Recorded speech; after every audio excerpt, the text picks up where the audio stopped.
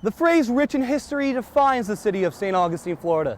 And with historical significance comes fascinating stories. For Maria Alvarez, she is one of the few who actually relived these stories. When tourists see this woman at the Castillo De San Marcos, they see a Spanish soldier in the Knights Guard. But this wasn't always the case. Maria Alvarez is a mother of 4. For 20 years, her daily routine consisted of assisting during open-heart surgeries.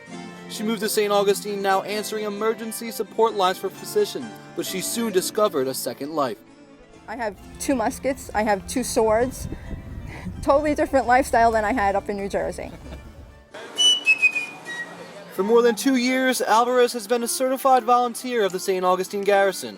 She often portrays a Spanish widow named Victoria Escolar Gallegos. She gives visitors from all over the world a trip back in time to 1740 Spanish St. Augustine.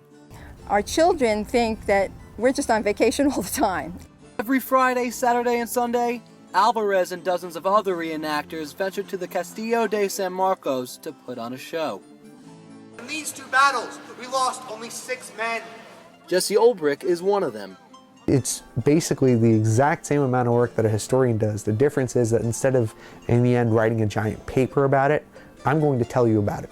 Olbrich started volunteering while attending Flagler College. In 2010, after completing cannon and musket schooling, he excelled to a point of immediate employment. However, if your childhood consisted of shooting imaginary guns and worshipping history channels, you too would be the perfect man for the job. This is just, it feels right. I get to dress up in funny clothes like I did as a child, and I get to sometimes shoot the cannon and musket at my imaginary enemies. If someone had a question about history, I was the guy. And I knew more than sometimes even the teachers did. It's really important that people know and learn about the history of St. Augustine and how important it is to keep this city alive. Sir Francis Drake was the first person that burned down the city. This is why we have this stone fort now, because the King of Spain decided enough with burning down our forts. Olbrich says preserving history is of the utmost importance, but it comes with consequences. Opening it up to visitors has made it so that there's so much foot traffic in here. The fort was never designed to handle it. Last year we had 787,000 visitors. Some years we've had over 1 million. This fort was never designed for 9/10 of that. A parody from South Park pokes fun at the lives of reenactors. Dude, do you understand what's going on here? Maybe they're right, Brian. I mean, this is a special circumstance that...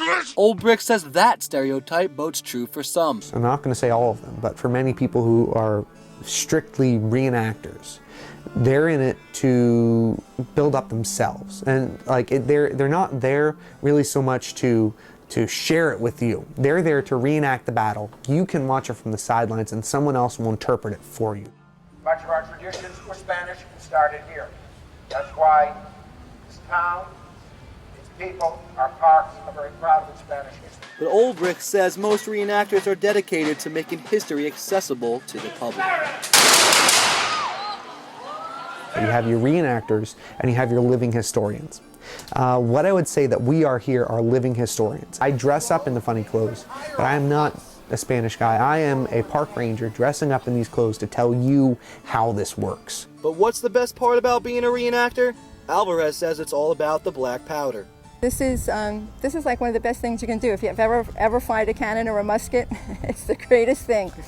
You really get fired up. El Barbaro! Fuego!